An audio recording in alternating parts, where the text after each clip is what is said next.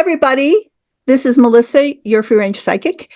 And today I have Irish Granny Tarot on with me again. I'm so excited. We have so much to talk about. Thank you, Melissa. Yes, we can hardly stand it. We have so much to talk about. So today is Sunday, August 18th, 2024. And I am just mind blown with everything's changing so quickly. The picture of our politics and the world scene, and we're going to get into it today. So, do you want to start? Oh, well, you were talking about Robert Kennedy Jr. Yes, my guide suggested that we touch on him today.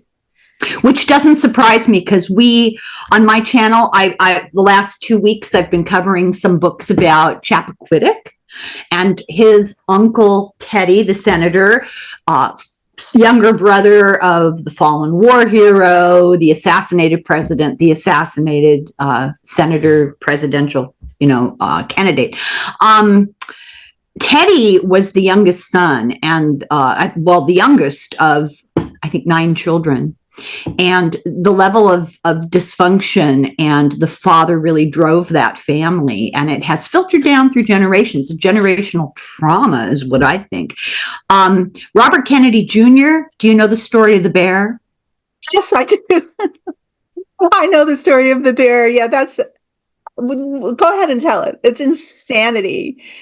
So I stumbled on this thing. I don't watch a lot of social media, but when I'm uploading things, they give me suggestions. And there was one, the smaller, shorter, I don't know what to call them, the videos that are kind of shorter and smaller. They shape like a telephone, right? And there was one shorts, really. Oh, okay. Ignorant. Robert Kennedy Jr. was talking to somebody, and I have trouble listening to his voice. I know he can't help it, but it's still difficult for me to listen to. Vocal fry taken to the extreme. But he's sitting at a table. Obviously, there's been a kind of a buffet that's been eaten, so it's kind of, disheveled. And he's telling a story to a woman, and the woman, I couldn't really right away figure out who it was. Yes, it was Roseanne Barr. So he's telling the story of driving back from a weekend of falconry, as we all engage in, and late at night on a country road, it's dark, and the woman in a van ahead of him hits and kills a bear cub. She keeps going. Robert Kennedy Jr. pulls over and picks up this bear cub and puts it in the back of his car because the fur was in good shape, and as he put it, and the meat, So he puts it in the back of the car and takes off back to New York City. And at some point realizes, I'm supposed to be catching a plane. What am I going to do with this dead bear in my car? He also happened to have an old broken bicycle in his car. So I'm trying to imagine this, right? So he gets to New York City. He takes the bear and the bicycle to Central Park. No, there's something that happens in between that time. He has dinner with some friends. Oh, I didn't know that. I didn't hear that. He has to, first he goes into New York and he meets some friends, and there's an issue with the car being parked by the valet, but I think he's put the bear in the back. I'm not sure if it's a truck or it has a trunk. And then he spends several hours with friends and, eating and drinking. And then he realizes that he has a plane to catch, and that he still has the bear in the vehicle. That's just the intro. Okay. So he decides to take this bear and the bicycle and set up a fake accident scene in Central Park. He makes it look like the bear was hit by a bike and killed, and the person abandoned the bike and the bear and just took off and left it. And apparently in the news, the local New York City news, this was a big deal. How did a bear get into the park? Who killed the bear? Where's the person that ran over the bear? It was a big deal for a while. And then it kind of, like news does, it sort of filtered off. Lo and behold, he's taking credit for it. I don't know about you, but I think that's just lunacy. 10 years later, well, I think the why he did that was the New York Times were going to publish an article about it, and he wanted to get the jump on it. He wanted to get ahead of the story that was coming out. Oh, you mean this recent revelation? Yeah. Oh, interesting. I didn't know that either. And he picked, of all people, Roseanne Barr, who's a lunatic in her own right. And she listens to the story and the expression on her face. She thinks he's crazy. So what does that tell you? If Roseanne Barr recognizes that you're not exactly stable, you are in a world of hurt. That's all I can say. Yeah. Allegedly. So his campaign is like dead on arrival, and I think the group that he wanted to attract, he's been offered a place in Trump's, a potential cabinet. Or did Doing you know what? Yes, because his Robert Kennedy's son. But what would he be? Secretary of? Well, I'm not sure, but environment or something. But I think the son, Robert Kennedy Jr.'s son, secretly recorded this conversation, and you can find it. It's out, and it's Trump talking to his father about possibly being in his cabinet. And I don't know if you knew this, but when the alleged assassination attempt, I still don't. I still have my own opinions about that. I actually don't believe that. I think it was a setup. And remind me to tell you something about that. Okay. About what you said, and Robert Kennedy Jr. was there. He was there. I think he might have been behind Trump.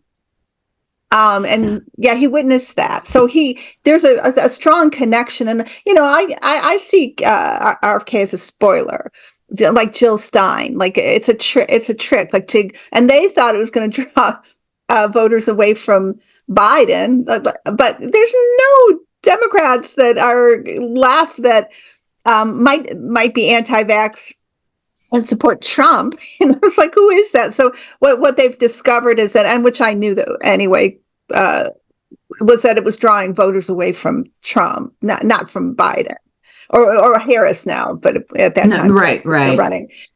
So RFK has this similar, like, back channel connection, I believe, with Putin. Allegedly, this is just what I believe, entertainment purposes only, in the way that Elon Musk does. They're of the same ilk. They're there for the same reason. They're both libertarians, really, and they're both in their beliefs, and they're both chaos agents, and they want to bring in, Project 2025, and they're part of this collusion, like with Thiel and whatever the name of the head of the Heritage Foundation, that Kevin Heritage of the Federalist Society. The Heritage Foundation is responsible for the Federalist Society. Yeah, they kind of wrote the forward. Yeah, they sprang up. Well, the Heritage Society's been around since the 70s. And that's when a guy called Powell released a memo. He sent a memo to the United States Chamber of Commerce, which is a big national business organization. It's not your benign bringing a basket to a new neighbor, from the town. It's not like that. It's all about business machinations, and very powerful. And so this guy Powell, who was in the pockets of the Republican right-wing people even in the 70s, sent this memo to the chamber and outlined a plan of action forward, just the bare bones of it, which eventually became what is 900 pages of Project 2025. You couldn't actually say they took this and made it Project 2025, but it's the obvious evolution of the ideas, same ideas. And he told them, if we need to take over, basically, because these people don't share our values and worldview, meaning liberals. So the way to take over, instead of doing some big gigantic thing, is to methodically, patiently, expecting to lose battles, hoping to win the war in the far off future. What we're going to do is infiltrate society. It's the 7 Mountain Mandate, but I don't think he used that phrase in the Powell memo, which is this dominionist belief from the Bible that there are these 7 areas of society: government, law, education, the media, entertainment, those sorts of things. So I can't remember all 7, but they want to infiltrate each of those areas of the courts is another. And so they started the Heritage Foundation with the Koch brothers' money. And the Heritage Foundation went on over a long period of time to create this spider's web of nonprofits and PACs and special interest groups and think tanks. Senator Whitehouse has written a couple of books. This is The Dark Money. They created so many webs of connection that it's virtually impossible to figure out where the money's coming from, how much is coming from that source, and who's spending it on what. But that's the Heritage Foundation and its network of organizations, one of which early on was the Federalist Society. They believe in a strong, they don't believe in a strong central government. They think, states' rights, but they believe, because I've been reading about the founding fathers and the Federalists were, these guys decide their job was to infiltrate academics and law and the justice system. And what they did was recruit from college campuses, bachelor's level, steer likely kids into the law, manipulate their worldview, encourage that set of values, get them into judgeships on a local basis, infiltrate local government, start at the school boards, start at the president of your university, get that all taken care of so that they could be professors and judges and lawmakers and coming from the proper point of view. And the man that is really instrumental in that is Leonard Leo, who's a big, gigantic, fanatic, zealot, right-wing Catholic. He belongs to Opus Dei, as let's just say Bill Barr is closely associated with them. I don't want to make accusations. Samuel Alito. Yes, that appeal to heaven flag, that's the flag that represents this religious point of view. The Seven Mountain Mandate, the Dominionists, they believe God said to Adam, you've got dominion over everything. Women don't count. Non-white men don't count, and only white men who are property-owning Christians matter. And they want to go back to the Stone Age, back to the time. But running parallel to them are these tech billionaire bros with Peter Thiel and Elon Musk. They're trying to take over the government of San Francisco. J.D. Vance is also one of them, Silicon Valley. $10 million was a 10 million or billion, a lot of money, more than I have, was given from Peter Thiel to J.D. Vance for his campaign, and they own him, allegedly. They're running him, and he's their mouthpiece, and he will say, he loves the one he's with. He'll say whatever that's expedient and pragmatic at the moment. Their goal is, we can't take over the world, but we're going to do it bit by bit. We're going to do it small town by small town. Death by 1,000 cuts. Yeah. They believe in what they call the Dark Enlightenment, the antithesis of what the Enlightenment of Jeffersonian and Thomas Paine and those times. They don't believe everyone should vote. They don't believe women should be really participating in society. They don't want them educated. They've got that mouthpiece that goes, the Turning Point USA, that goes around talking to the schools and tells them, tells young women, listen, just leave school, go home and have a baby and see how fulfilled you'll feel. And they want mandated pregnancy. Now, they haven't come out. I did hear one of them say this, and I cannot find it as a reference, but I'm not hallucinating. I did hear one of them say this. What they really want, their goal is no contraception, no abortion, no alimony, no child what do you call it? The money they pay for children, thank you, child support. Eventually, no divorce. They want no fault divorce, and then make divorce as impossible as possible. Get women out of the workforce, and they want to repeal the 19th Amendment. They're also, at the same time, on state levels, lowering the age of consent. In some places to 14 or 13. So I can do the basic math. rock bottom age of consent starting at puberty, no access to bodily autonomy, no access to controlling whether or not you're pregnant. You have no say over that whatsoever. Forced into, JD Vance has said, if you're in an abusive marriage, stick with it.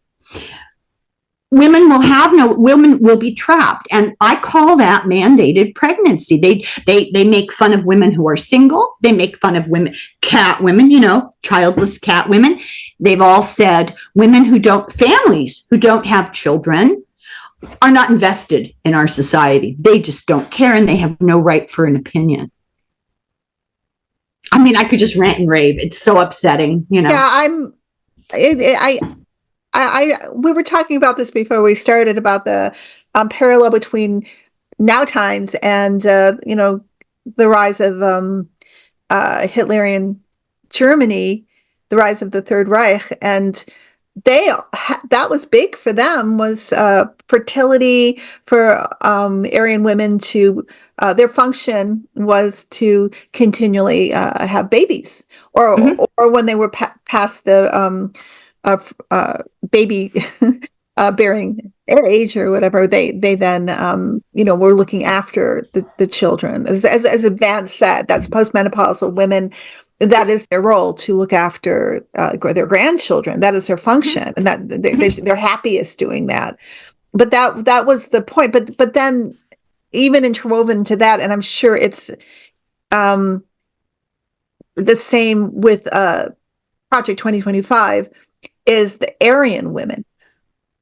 And so what did Hitler do was the concentration camps and mass genocide to non-Aryans, Jews, Gypsies, also developmentally disabled, gay people, etc. I can't help but believe that in the background of all this, at least in some of their minds, because they're big Nazi aficionados, big like Harlan Crow, they love to collect that Nazi memorabilia. That can't be in their mindset, at least as a wishful thinking, because then you get the mass immigration. What Hitler Trump says that he, in his campaign rallies, that he's going to deport 1 million people, just 1 million people back to wherever they come from, and brown people, black people, Jewish people, whatever. That their rights will be diminished also with go back to the early Bill of Rights and Constitution. Who could vote? Who could take part in the democracy? And then the rest were slaves. Women didn't have any rights, right? There was the law, the rule of coverture, which is from common law, the 1200s. And it basically says that you are not eligible to have a voice if you're not a property owning man. So it wasn't just being a man, it was being a white man, and it was owning property and preferably Christian. That's their point of view. And Trump came out. Red lights everywhere. Here's an example. People are having a very hard time. They can say, oh, yeah, he's a little bit like Hitler with the speeches and the crowds and stuff. But there's so much more to it. And it's not subtle, but it's underlying. Yeah. Comparing, So one of the things that Trump said a long time ago to his own nephew, who has a disabled child, was, your son doesn't even recognize you. Just let him die. Why should we spend money on him? Just let him die. People don't know that Hitler had, once he grabbed control, had his government send a letter to every doctor in Germany. And the letter basically said, give us a list of all of your patients who have any kind of disability. We're talking deafness, lameness, blindness, any kind of a mental issue. I can't think, but in that frame, people that are not completely 100%, send us the list. Then they wrote letters to the families and said, we know that your child is deaf. We have this great summer camp, and we would like to give it to you for free from the kindness of the Führer's heart. And people put their children on buses. They put their elderly, their relatives, like maybe somebody with cerebral palsy that was in their 40s that family had always taken care of. We have this great opportunity. There'll be physical therapy. There'll be swimming pools. There'll be this. There'll be that. They ship them off to these hospitals in the country.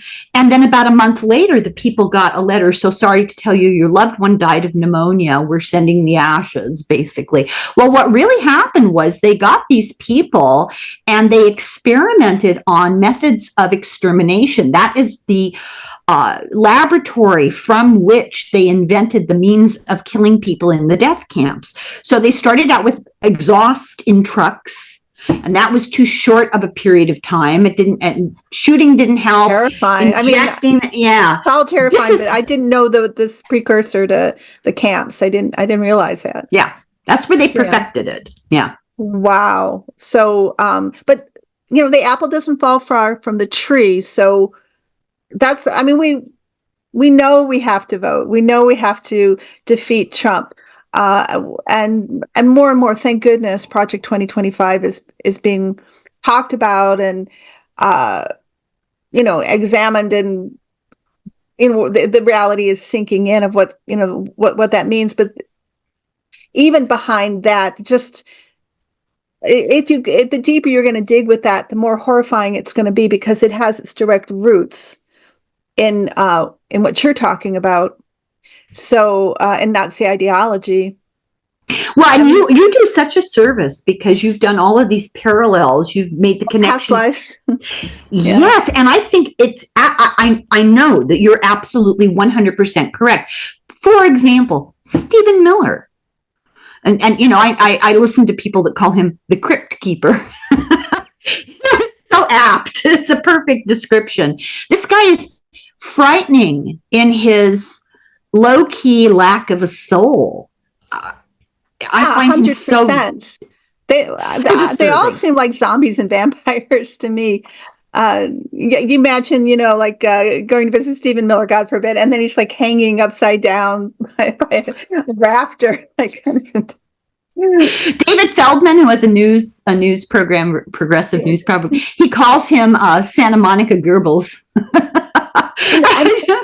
That's what I saw in his past life, and what people are always asking, like why are they coming back the same, and haven't they learned any lessons? But free will is always the answer, because we're here, go through lifetime after lifetime in our incarnations or reincarnations, but there's always this battle going on, right, between good and evil, between ego and the higher self, and not that ego's bad, but being stuck in ego as opposed to being detached from ego. Here for the benefit of the world, for bringing compassion and love, as opposed to and Elon Musk is like the perfect poster child of that, just being the vanguard of all that is selfish and all that is destructive, and we're only just a small elite group is able to enjoy life, and the rest suffer, like the Five of Swords card, right? And we actually don't. I don't believe that when we pass to the light, to the other side, we immediately just, it's like become tabula rasa's, blank pages. We still have free will. We still have choices. We have to come back. It's incarnation, reincarnation. We owe that depth of balancing karma with all the people that we have connect. Yeah, and there's always choice for all these souls every time we come back. But they want to, whomever this cluster of souls are, who want to, participated in Nazi Germany, or were on Spanish Inquisition, or like on the wrong side of the Civil War.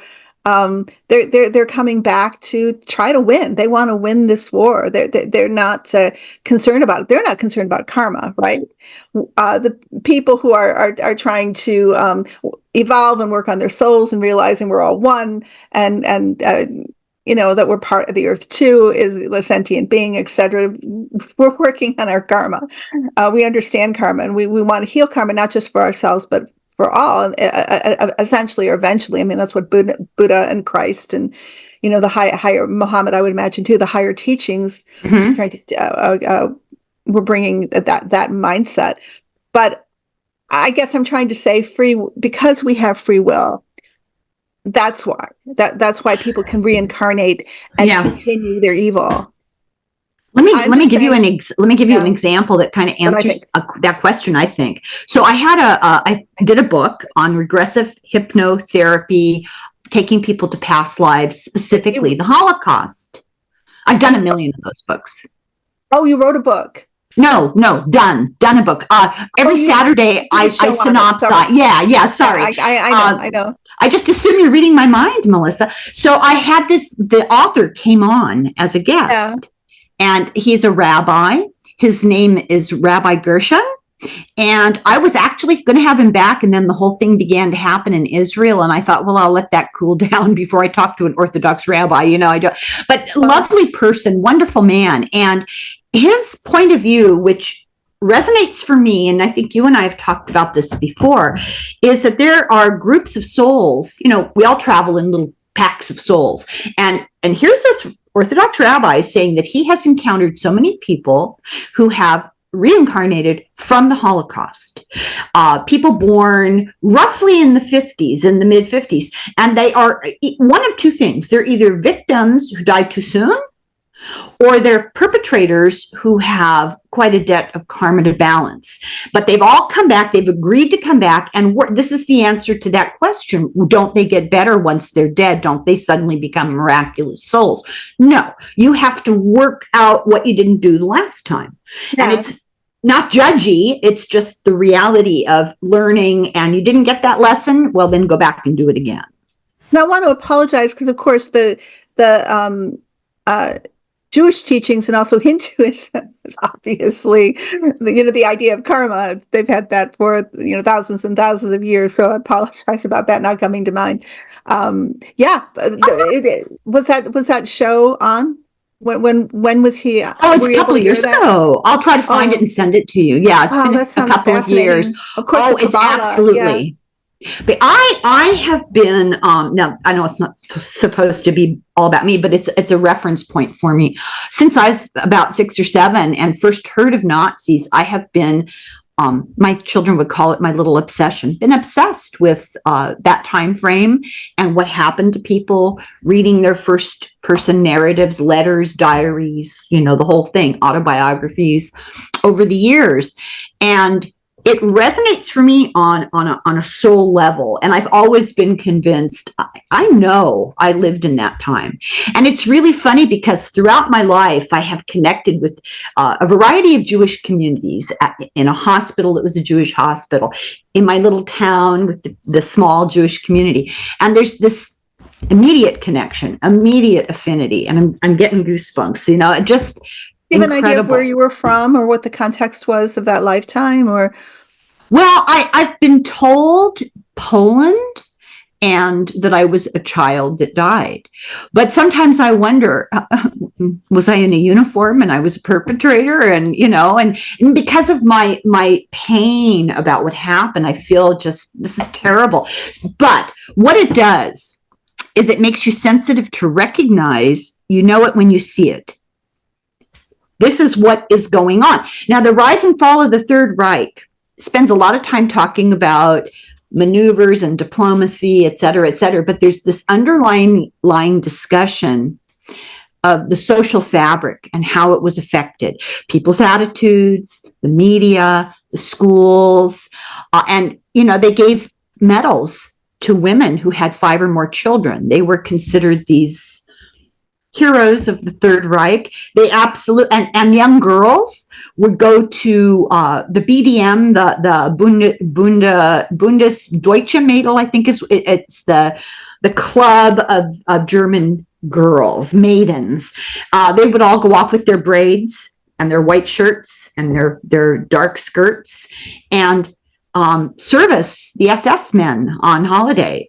And they had homes for young women, unmarried young women who got pregnant by military SS. And those, yeah. And then they took the children, the women volunteered. They were doing something for the Fuhrer. They were having babies for the Fuhrer.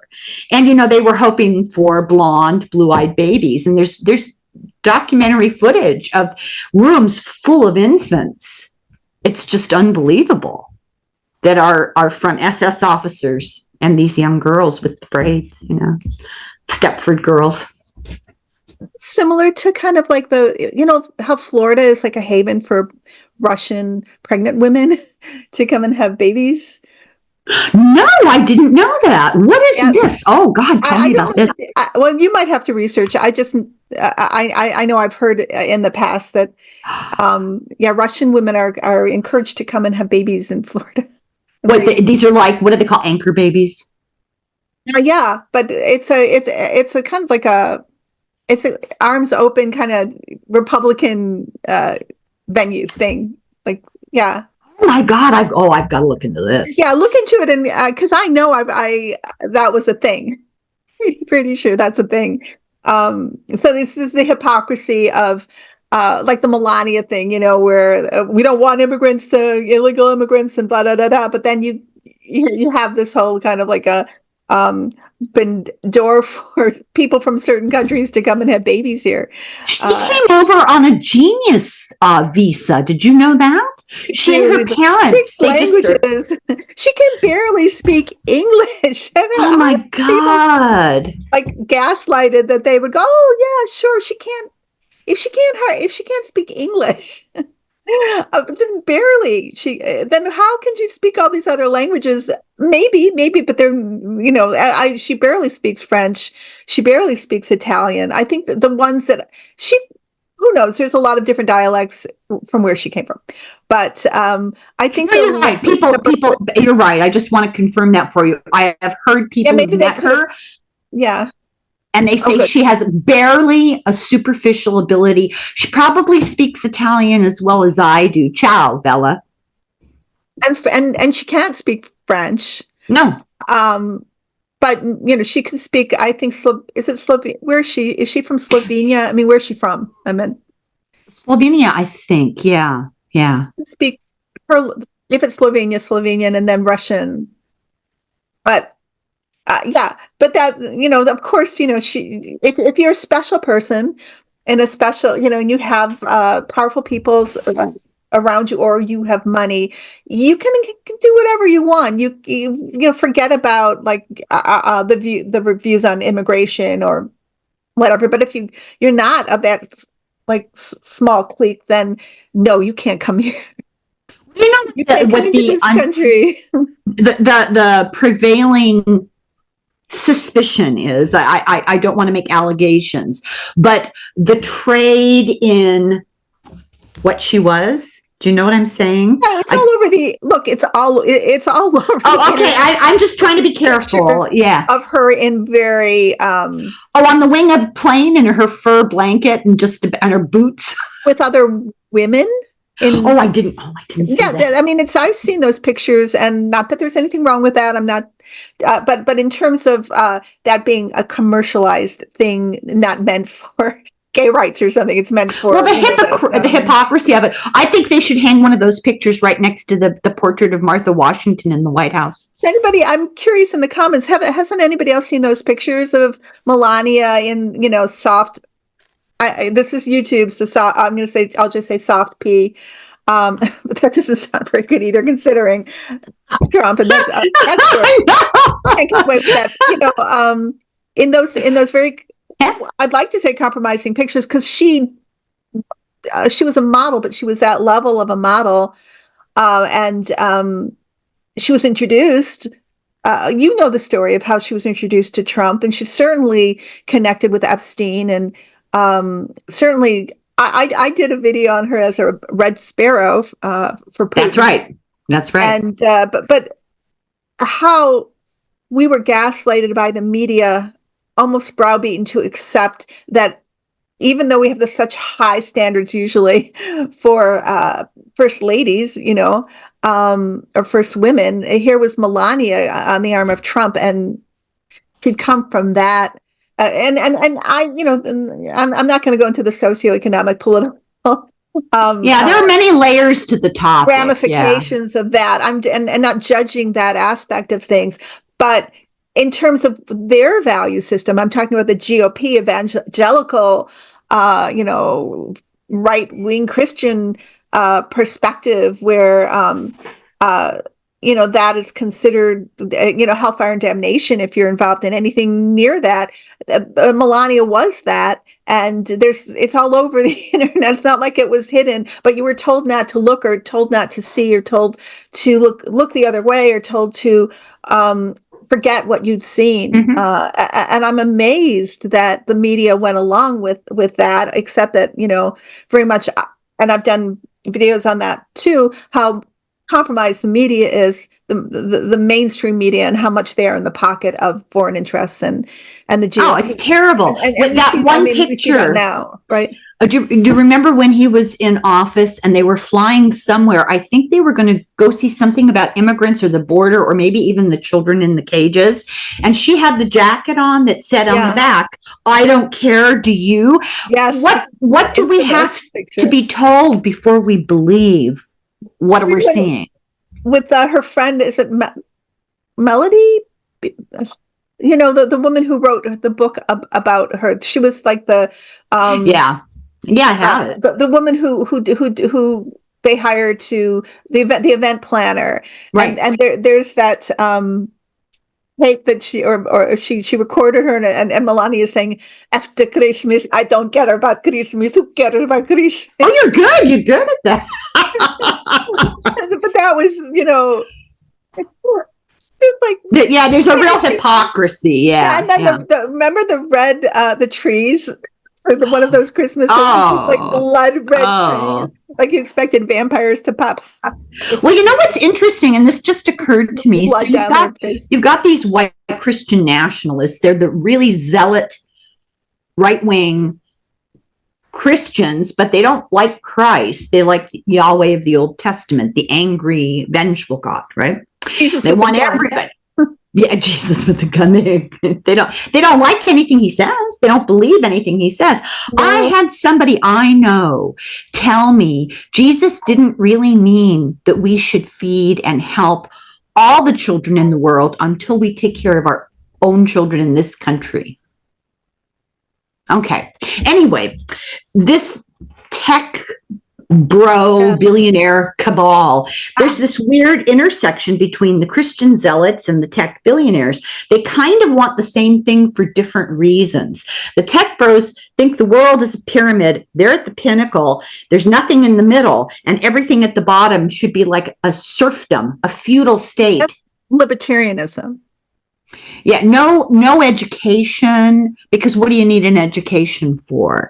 And the money all at the top with them, because they feel entitled.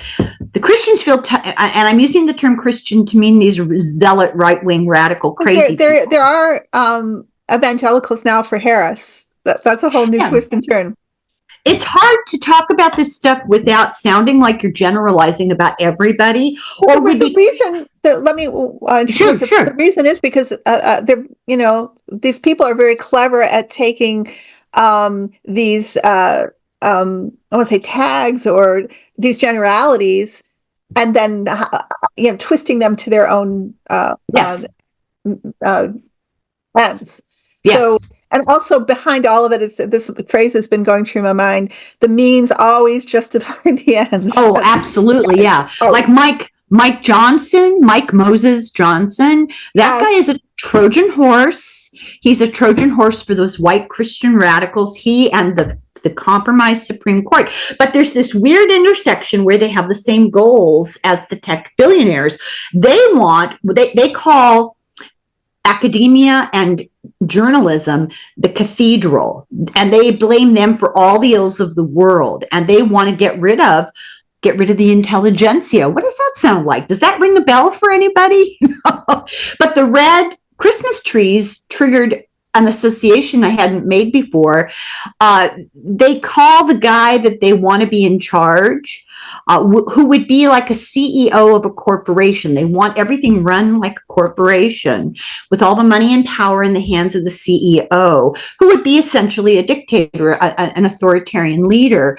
I think they call him the Red Bishop or the Red Cardinal or something. And I'm wondering if that's why she had red Christmas trees. If she was like do that. Or she did do that as a first lady. The way she dressed like kind of a Russian, like Soviet Union officer. A lot of the times, do you know the camouflage greens and the buttons and and then the things what was written on the back of that. Like Natasha Badenoff, Boris and Natasha. She does give these cues. I'll remember when she was on Safari and she wore that safari hat. It's just so I can't even. She definitely did that. I think intentionally. I think they were dog whistles. Is that the right word? That's right. There's more going on with her and her relationship with as First Lady than we knew about. But I do think that is. I truly do believe she was a Red Sparrow. And so what's a Red Sparrow? A Red Sparrow is somebody who's been, from a young age, pretty much taken under the wing of like the powers that be. Let's say in this case, it was the Russian government, and raised to. Then they're usually beautiful, and they were taught how to become placed in positions of power with powerful men. And then they would be their handlers and conduits between the powers that be, like Putin and Putin's government and Donald Trump in this case. So that's what a Red Sparrow is just in general. And they actually, if you research it, there are you can research the history of these schools. I mean, they do. They're there. Yeah.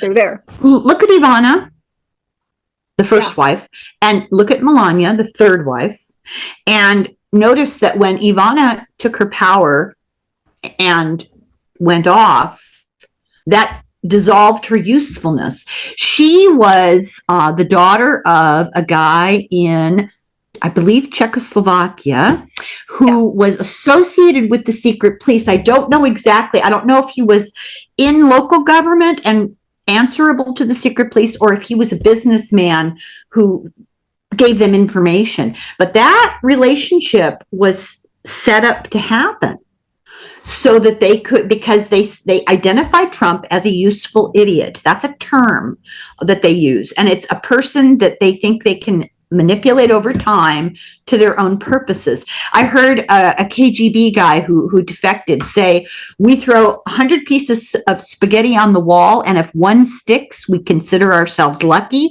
And Trump stuck like you wouldn't believe. He was venal and greedy and narcissistic and stupid and willing to go along, completely amoral. They hooked him up. He didn't realize this was happening, but it was orchestrated. And then she lost her value. And then, he had that brief moment with Marla Maples. And then who shows up? But Melania, whose father also worked peripherally with the secret police of Slovenia. Oh, I didn't know that. And now I think he was more of an externally obvious a businessman, but they found papers, they found documents where he was reporting in. And so they don't need a listening device. They have actual human ears right there on site. Yeah, and that with Melania came probably other plans. Her, people who looked after her, or maybe her, somebody who did her makeup, or somebody who her maid, or there were. I want to say allegedly, but I can't help but believe there weren't other people there that were conduits for Melania to transfer information and to also find out what Putin wanted from her. And similar. I'm sorry. Go ahead. No, go on. Oh, I was going to say, this just occurred to me similarly to that. I saw something yesterday. So let's back up a couple of years ago. I don't watch what do you call them? Ads, commercials. I usually, if you can't fast forward, I hit the mute and I do something else and then come back because they really irritate me. And I saw this commercial and it was for makeup. And there was this very striking, I wouldn't say gorgeous, but she caught your attention. Very tall, very Scandinavian looking woman, older, striding with authority across the street. And then she talks about how when do you get too old to care about how you look? That's the makeup push, right? And I saw her name, model, and then her name. And I looked it up. I thought, this can't be right. I must be imagining this. It's Elon Musk's mother. What? She's a model. She's a famous model. His father is a human overlord. He had emerald mines in South America, made his money on the backs of, essentially what was a slave labor. I didn't want to misuse the term. And his mother is this, look at me. And the father had gazillion children with no attachments, right? No sense of parenting. The mother, yesterday, you know how you stumble on things. I was going through YouTube. I was looking for news from sources that I trust. And there's Elon Musk's mother on a short. And I hit that just to see what she had to say. And it was the creepiest thing. She's talking about Elon and she's saying that he was a genius. I knew from the time he was an infant, he was a genius. And I went to his teachers and I tried to get them to understand that he needed special, stuff because he was so special and such a genius. And of course, they wrote me off. But the level of narcissism was just palpable. I know that word gets thrown around a lot, but you know it when you see it. Yeah. Well, you can tell like his sometimes in terms of like his autistic nature, they say he's autistic. Sometimes I think that kind of damage to the nervous system happens because of trauma, of being raised by a toxic parent or a toxic parent or a narcissist. And that's kind of what evolves. But because everybody, almost not everybody, but a lot of people, they kind of tend to forgive him because, he's Asperger's or he's autistic. Because and I think he would say that of himself, that he has real emotional, low emotional IQ, like a deficit of reciprocity, that kind of thing. I did read about. I didn't get into his mother too much, but I did realize read about early childhood trauma with Musk. That doesn't forgive him for his behavior. Because those two things, narcissism and autism, are not mutually exclusive. And autism is a spectrum of different combinations of behaviors and abilities, right? Yeah, that's in its own little category. And then you can have all sorts of interfamilial issues and traumas and personality disorders independent of being autistic. And when you put them together, you get the lovely combination that we call Elon Musk.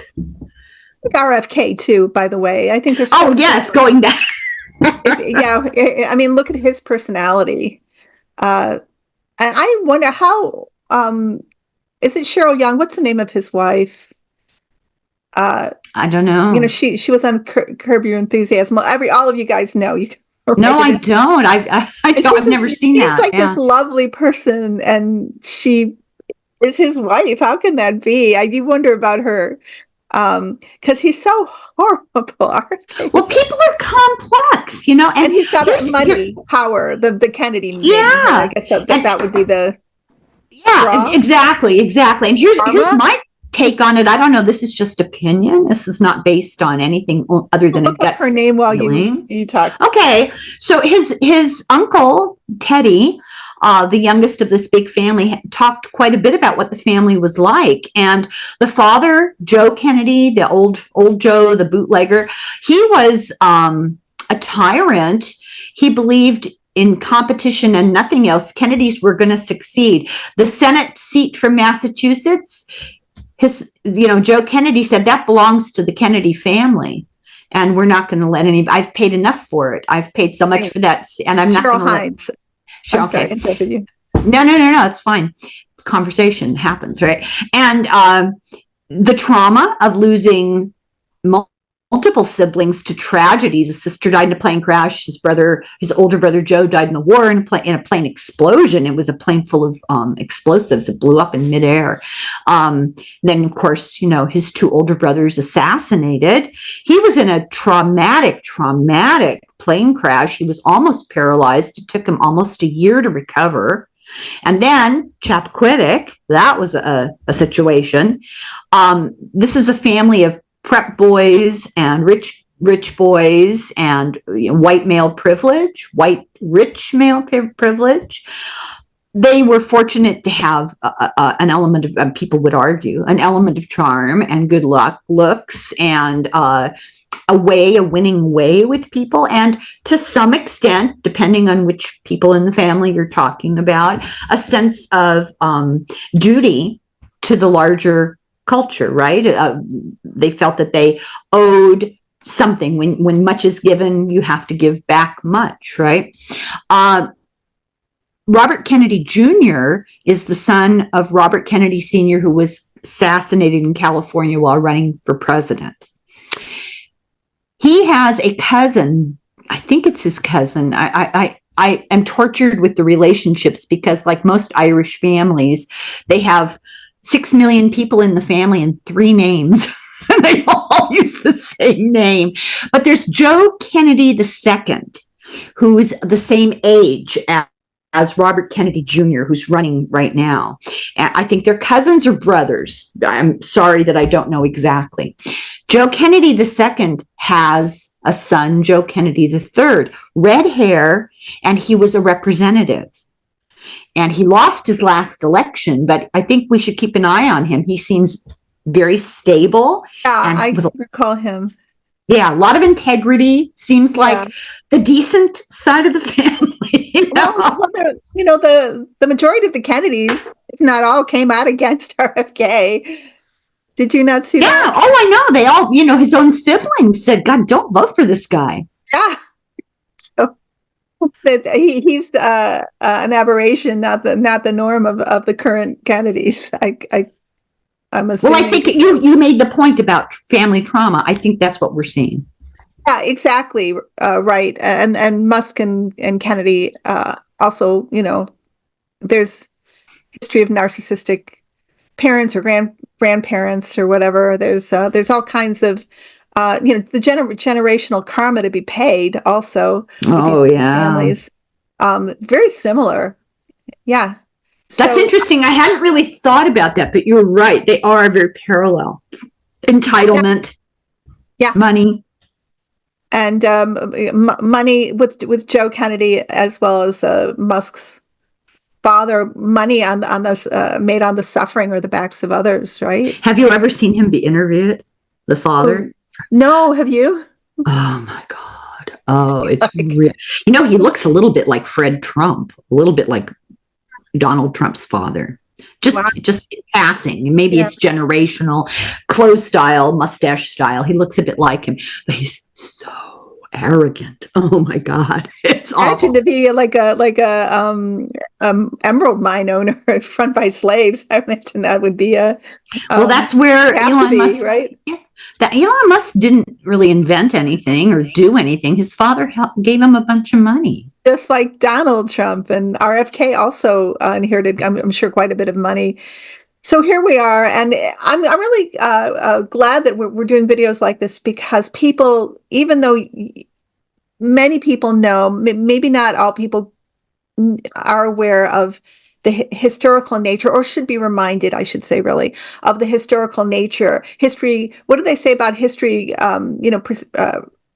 Repeating itself, and if you don't know about history, if you aren't aware of or aren't a student of history, then you get blindsided by these I want to say events or these shifts, really, these huge shifts where all of a sudden we're back in time and it's the Yeah. Third Reich all over again. We need to understand the history. We need to understand the lineage and the roots so it doesn't Yeah. repeat itself. Yeah. And we understand even more so why it's so important to get involved. And I'll bring it back to, Kamala Harris and Tim Walz and all the Democrats running in all the elections and all over the country. We got to vote down ticket. We got to vote them in because really right now, the truth is that they will protect us from history repeating itself in a very bad way and we have to be fired up and enthusiastic and hopeful. Or I shouldn't say we have to be, but that will benefit us the most. And also mindful that we can't just sit this one out. It's so important. And even if it looks like Walz and Harris are doing great in the polls and it looks like they're going to get elected, we can't take that for granted either. We have to karmically think about it too, but we have to vote because in Germany there was a lot of apathy when the Third Reich came in, but there was a lot of upheaval too, and there was lineage from that with the loss of the First World War and a lot of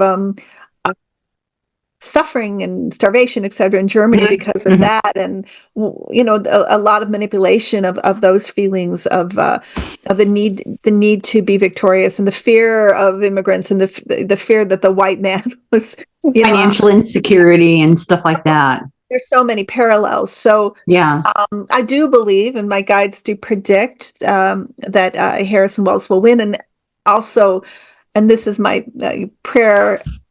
Following that is that, or alongside that is that we have a strong Democratic House and Senate, and also then we're able, because of that, to alter the Supreme Court.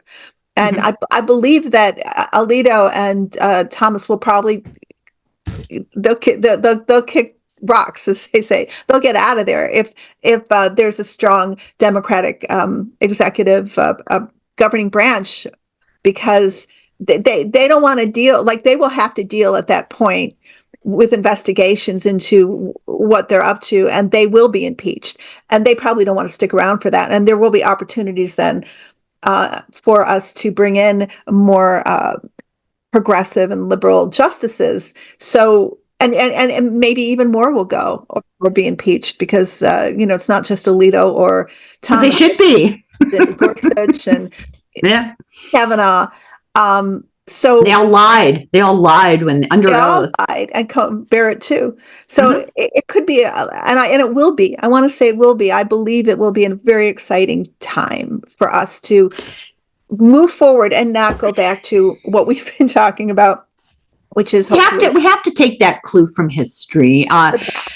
It's my opinion is that people tend to regard history and the people in history as something different creatures from the kind of creatures we are.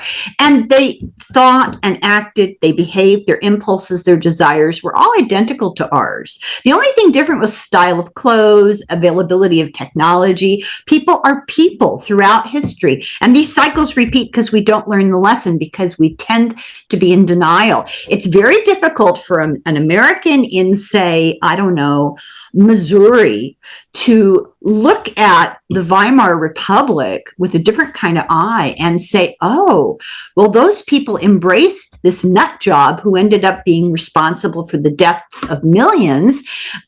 That can happen here. And my fear is that people need to recognize, my hope is they need to recognize that we have to stay vigilant, because the engines underneath Trump and Vance and the obvious the ones that are the stars of the show, right? Their backing is not going away. Whoever wins the election, they're still plodding ahead. I think of the Knight of Pentacles. They're patient, they're determined. They've been at it since the 60s. Some of them since FDR. They hated him. He was a socialist. They've been working on this plan for a very long time. And look how effective it's been. If you don't believe it, look at the Supreme Court. They orchestrated the Supreme Court. Those justices were Federalist Society minions. Wow. So it's like a something that has roots and took its, and grows and becomes, but that's the intent. But at the same time, there's pushback. And the more that's revealed, like in the Sun card, the more that we recognize and we reject, the less possibility of that actually fully propagating. And we're given this opportunity. So we're actually at a full hour here. Thank you guys. Okay, can I say one more thing? Yeah, absolutely.